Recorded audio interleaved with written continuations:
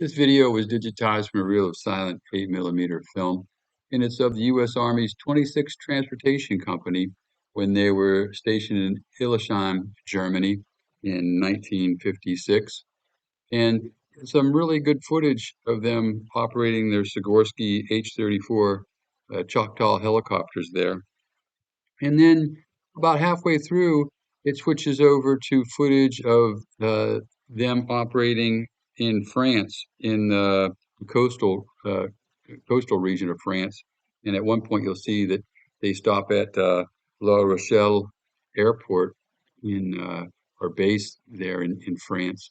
So I'm not sure what was going on there, if it was just one or two helicopters deployed there, or if they were on maneuvers, but they're definitely in France. But just a great look at the U.S. Army's 26th Transportation Company and their H-34 Choctaw helicopters in 1956.